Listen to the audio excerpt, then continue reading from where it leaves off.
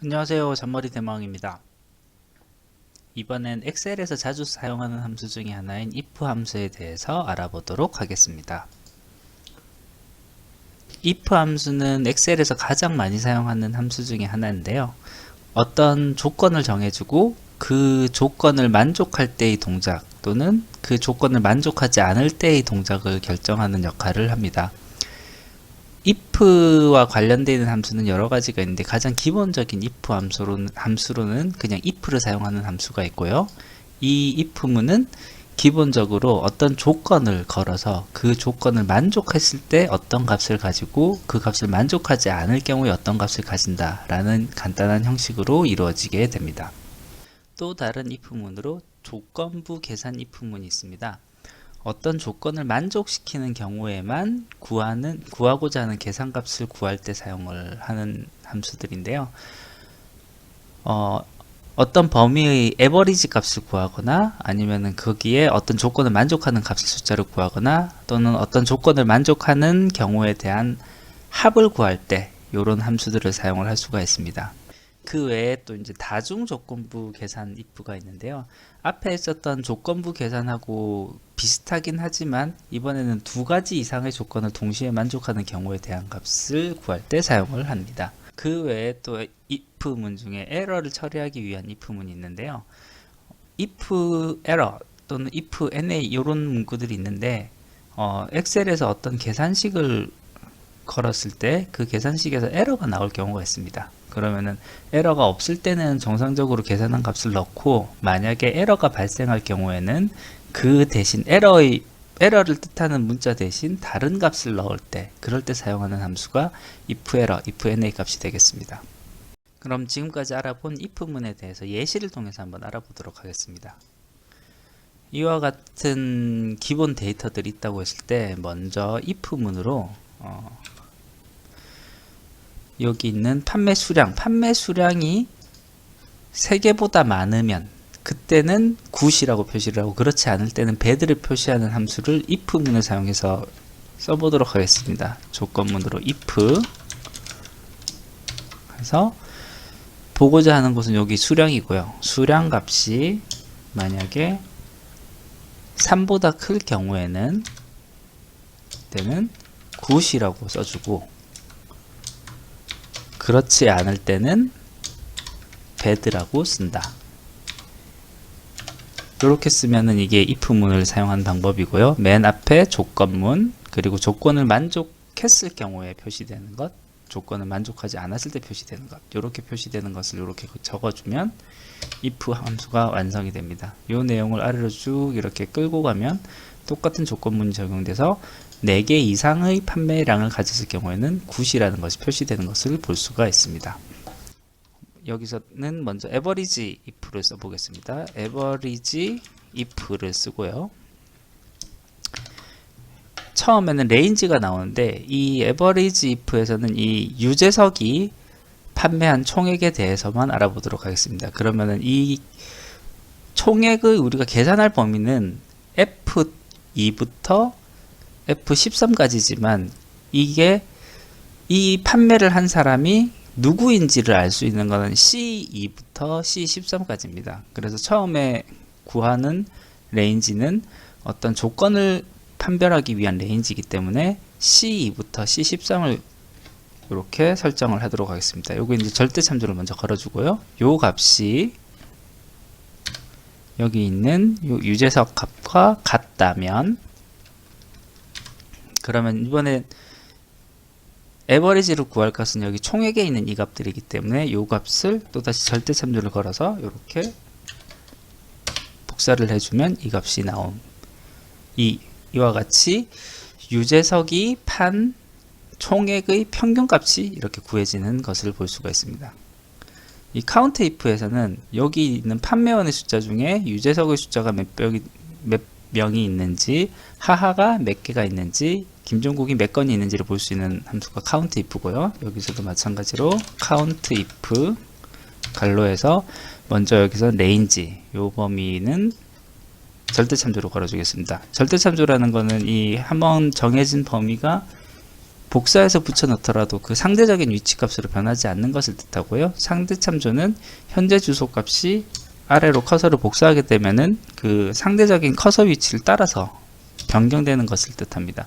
그래서 여기서 구하면 유재석이 여기 판매원으로 등록된 건수 중에 몇 건이 유재석의 이름으로 올라간 건인지를 확인을 하는 이런 수식이 걸리게 돼 있고요. 이렇게 쭉 하면 같은 수식이 걸리게 됩니다. 그 다음으로 구해보는 건 SUMIF식이고요. 간단하게 SUMIF 수식 방법은 똑같기 때문에 요 그대로 range 여기 절대 참조 걸어주고요. 그리고 이 값은 다시 요 range 절대 참조 걸어주고 콤마 이 값이 어떤 값을 가지는지 비교하는 값을 보고 그때의 총액을 구하는 범위를 이렇게 설정을 해서 괄호를 닫아주면 SUMIF 문이 완성이 됩니다. 마찬가지로 아래로 복사하면 쭉 같은 식이 계산이 되고요. 지금 구한 방식 같은 경우는 여기 판매원이 누구인지에 대해서만 에버리지를 구하고 카운트를 하고 썸을 구하는 식이었습니다. 이번에는 판매원이 누구이고 제품이 무엇인지까지 두 가지 조건이 동시에 만족하는 경우를 구하는 식을 걸어보도록 하겠습니다. 여기서는 average ifs고요. average ifs로 하고 이때는 먼저 입력되는 값이 average를 계산 값으로 구할 값이 먼저 들어갑니다. 이 범위를 먼저 정해주고 그 다음에 조건문에 대해서 판단을 할 범위가 이렇게 정해집니다. 여기도 절대 참조를 넣어주고 그리고 이 값은 먼저 첫 번째는 판매원에 대한 거는 요 C 열에 있는 값을 비교를 하니까 첫 번째 조건은 요 판매원에 대한 정보고요. 두 번째는 이제 제품에 대한 부분, 이 부분을 마찬가지로 범위로 설정을 해준 다음에 이 제품에 대해서는 B에 있는 요 값을 비교를 하는 것으로 이렇게 계산식을 걸어주면 이와 같은 average ifs 식으로 구할 수가 있습니다. 옆에 있는 count ifs나 sum ifs도 요것과 마찬가지 방식으로 이제 수식이 구성되고요. 여기 맨 아랫줄에 보시면 박명수란 이름으로 박명수란 판매원이 이름표를 판매한 이력은 위에 있는 정보 중에 없습니다. 이게 없기 때문에 다른 값에서는 그냥 0으로 나오지만 에버리지 같은 경우는 평균을 구하기 위해서 숫자를 나누는데 숫자를 나누는 값이 0으로 나눠지기 때문에 이건 있을 수 없는 값이기 때문에 에러 메시지가 이렇게 생겼습니다. 요게 이제 에러 메시지가 발생한 케이스고요. 우리 if 함수 중에 마지막으로 알아봤던 게 if 에러입니다. if 에러는 어떤 함수식에서 에러가 발생했을 때 다른 값을 넣어주는 경우인데요. 그래서 여기서는 어떤 값을 넣을 수가 있냐면 여기서 만약에 if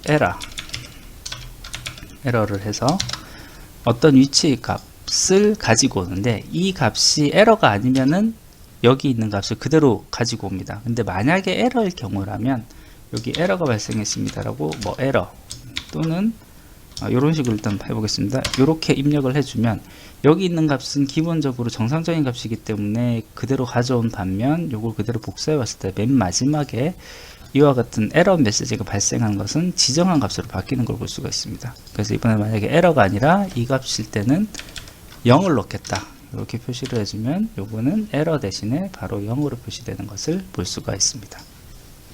if 에러를 다루면서 이제 에러에 대한 내용이 나온 김에 에러를 좀 더 살펴보면 엑셀에서는 크게 7종류의 에러를 좀 자주 보실 수가 있습니다. 먼저 이 null은 값이 있음을 뜻하는데요. 주로 어떤 경우에 발생을 하냐면은 어떤 함수를 걸었을 때 범위를 잘못 걸었을 때 자주 발생합니다. 예를 들어서 이 총액값을 구할 때 총액값과 요 단가값 요 E열과 F열을 동시에 썸을 해서 구한다라고 생각을 해봤을 때 단가 범위를 정하고 그리고 총액 범위를 이렇게 같이 정해주고 정확하게 이 범위가 입력된 상태에서 엔터를 누르면 이건 정확한 계산값이 나오는데요.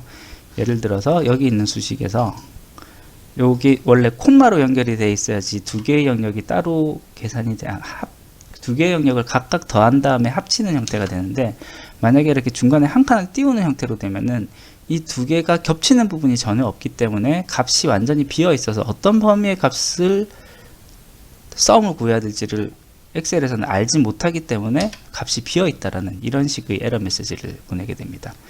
두 번째 이 에러 메시지는 0으로 나눴을 때 발생하는 에러고요. 요거는 다시 쉽게 볼 수 있는 게 만약에 10 나누기 0을 하면 이와 같이 0으로 나눌 수 없는데 0으로 나눴다라는 에러 메시지가 발생을 하는 것을 볼 수가 있습니다. 데이터 형식이 잘못 지정되어서 발생하는 에러 같은 경우는 우리가 더할 수 없는 값들을 더하거나 어떤 수식을 잘못 걸었을 때 발생합니다. 예를 들어서 여기 숫자 값 더하기 문자 값 이런 식으로 하면 이거는 구할 수가 없기 때문에 데이터 형식이 달라서 제대로 된 값을 구할 수 없기 때문에 이와 같이 데이터 형식이 잘못 지정되었다는 에러 메시지를 띄웁니다. 이 REF는 참조 주소가 잘못되었을 때 발생을 하는 에러인데 주로 우리가 어떤 셀의 위치 정보를 삭제를 하거나 아니면은 복사해서 잘못 붙여 넣었을 때 주로 발생하는 현상입니다. 예를 들어서 여기 있는 값이 여기 E16에 해당하는 요 값을 가지고 왔다라고 했을 때 지금 현재 제대로 된 값이 뜹니다. 근데 이 줄 자체를 삭제를 할 경우 그때는 값을 찾을 수가 없기 때문에 이와 같은 레퍼런스 에러가 뜨게 되는 것을 알 수가 있습니다. 그리고 여기 name 같은 경우는 함수를 쓰려고 했는데 함수 이름이 잘못되었을 때 발생을 하고요. 만약에 우리가 if라는 함수가 있지만 ifs 이런 이름의 함수는 우리가 정의되어 있지 않았는데 정의되지 않은 함수 값을 부르게 되면 이렇게 어떤 함수인지 모르겠다 이와 같은 에러 메시지가 뜹니다. 여기 있는 num 요거 같은 경우는 숫자가 아니라고 인식을 하는 건데 우리가 엑셀에서 인식하는 숫자의 범위를 크게 벗어났을 경우에 발생을 하게 됩니다. 예를 들어서 이게 10의 이게 300승까지는 표시가 될 거예요. 300승까지는 표시가 되는데 이게 350승 이 정도가 되면은 이거는 엑셀에서 계산할 수 있는 숫자의 범위값을 넘어가게 돼서 숫자가 아니라는 형태로 이와 같은 에러가 발생하게 됩니다. 주로 이 에러 값은 너무 작은 소수값을 집어넣거나 너무 큰 수를 집어넣거나 너무 큰 음수값을 집어넣을 때 주로 좀 발생하는 현상이라고 볼 수 있습니다. 그 다음에 여기 n의 요것은 함수에서 일치하는 값을 찾지 못했을 때 발생하는 값인데요. 이 엑셀에서 가장 많이 사용하는 함수 중에 하나인 VLOOKUP 함수를 썼을 때 많이 발생합니다. VLOOKUP 함수는 어떤 값을 어떤 범위에서 찾아주는 값인데요. 예를 들어서 여기에서는 제일 먼저 유재석이라는 이름을 이 범위에서 찾은 다음에 그때의 수량 값을 넣어라. 그리고 일치하지 않을 경우에는 에러를 띄워라. 이런 식으로 명령을 내렸을 때 유재석이라고 들어간 첫 번째 값이 수량 3이기 때문에 3을 찾아주는 함수, 이 함수가 VLOOKUP 함수인데요. 만약에 이 판매원 리스트에 없는 이름을 집어넣게 되면 예를 들어서 송지호라고 이렇게 넣게 되면 여기에서는 바로 이런 함수에서 일치하는 값을 찾지 못한다는 에러 메시지를 띄우게 됩니다. 네, 여기까지가 이제 에러의 종류에 대해서도 알아봤고요. 예. 오늘은 if, 엑셀에서 가장 많이 사용되는 함수 중에 하나인 if에 관련된 함수를 알아봤고요. 그리고 더불어서 에러의 종류에 대해서도 알아봤습니다. 오늘 준비한 것은 여기까지입니다. 감사합니다.